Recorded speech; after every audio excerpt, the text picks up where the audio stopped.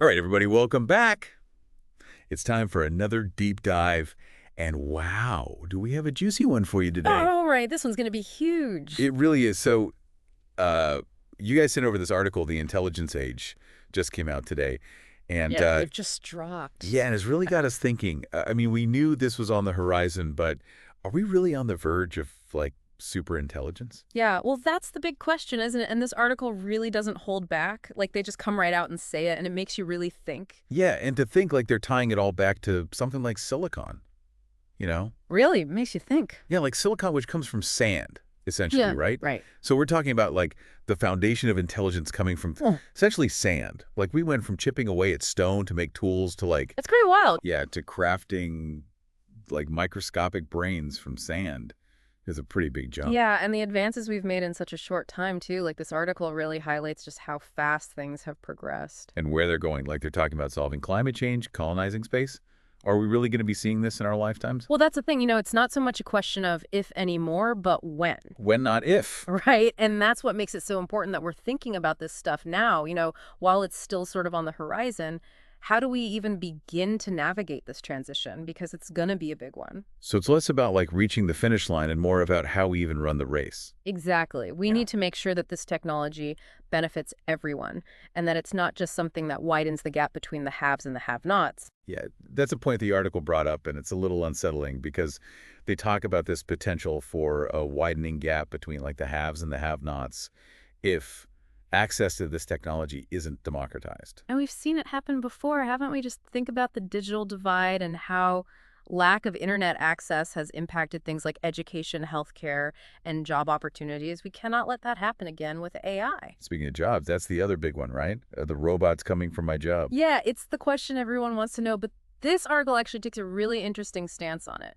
They basically say we should be less afraid of job displacement and more focused on how AI can actually augment human capability. So instead of robots taking over, it's more like they're handing us a set of power tools for our brains. Exactly. Doctors could use it for faster, more accurate diagnoses. Architects could design buildings that were previously impossible. It's about collaboration, not competition. It's like that analogy they used in the article. Remember the one about the lamplighter? Oh, So, yeah. so you're saying we shouldn't be scared that AI is going to take our jobs. We should be excited about the jobs that don't even exist yet because of it. Precisely, just like a 19th century lamplighter wouldn't have been able to grasp the concept of a software developer. We can't even fathom the kinds of jobs that AI will create. It's like trying to explain the internet to someone from the 1800s. What we consider basic knowledge today would have blown their minds back then. And it's the same thing with jobs. Our current understanding of work could be completely revolutionized. It's both exciting and intimidating at the same time, right? Totally. And speaking of exciting and intimidating, we're going to take a quick break, but when we come back, we'll be diving even deeper into the intelligence age, so don't go anywhere.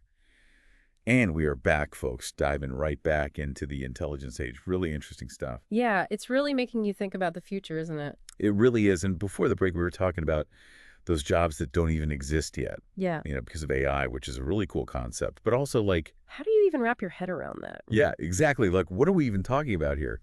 You give me some examples. Well, just off the top of my head, imagine a world where AI takes care of all those like tedious tasks, like all the stuff we don't want to do. Okay. Doctors could spend less time on paperwork and more time with their patients.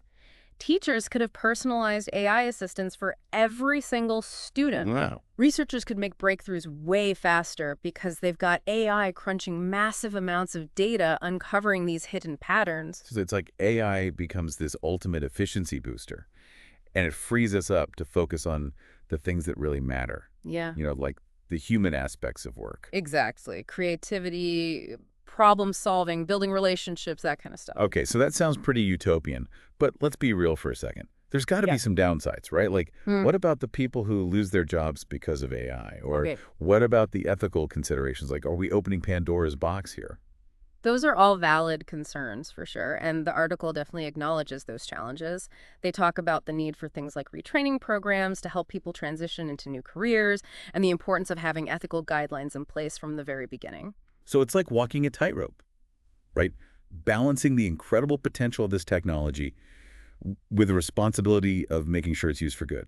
Exactly. And that's why it's so important to be having these conversations now. Before it's too late, we need to be proactive about shaping this future. Absolutely. This feels like a real turning point in history. Like the choices we make today are going to have huge ramifications down the line. Couldn't agree more. And this article really drives home the point that the future is not set in stone. Right. We have the power to influence how this all plays out. So no pressure then.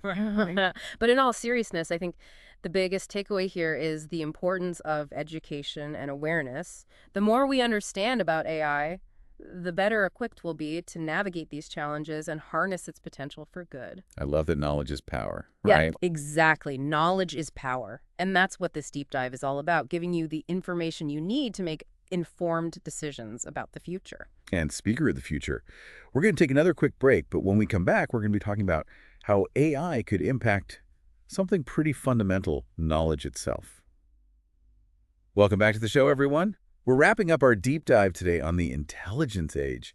And before the break, we were really getting into some pretty heady stuff about how AI could impact not just our jobs or our society, but like knowledge itself. Yeah, that's a really big one. And I think it sometimes gets lost in the shuffle, when we're talking about all the ways AI could change our lives. Right. It's like we get so caught up in the how that we forget to ask what if. Like what happens when AI starts unlocking solutions to problems we haven't even thought of yet.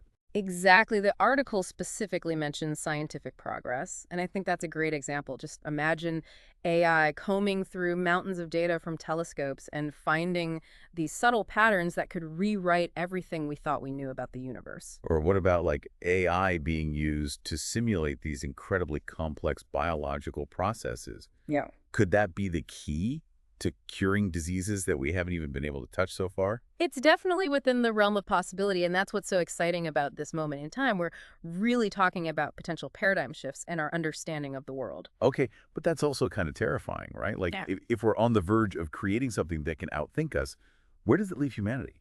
That's the million-dollar question, isn't it? And honestly, I don't think there's an easy answer, but I do think it's an opportunity for us to really examine our relationship with knowledge. What do you mean by that? Well, we tend to think of knowledge as something we acquire, right? But what if we start to see it as something we collaborate on, something we create together with AI as our partner, not our replacement? So instead of worrying about AI becoming some kind of super intelligence that eclipses us, we should be thinking about how we can work together to unlock even greater understanding. Exactly. It's about leveraging each other's strengths. AI excels at processing massive amounts of data, identifying patterns, and humans, we bring creativity, intuition, the ability to ask those big what if questions. It's like that old saying, two heads are better than one, but in this case, it's like two very different kinds of heads. Exactly. And I think that's where the real magic happens when you bring those different perspectives together. That's when you get the truly groundbreaking discoveries. That's actually a really hopeful way to look at it. Mm. And it kind of speaks to the overall tone of this article. Mm. There's a lot of cautionary stuff out there about AI, Mm. but this one felt different, like it was really emphasizing the positive potential.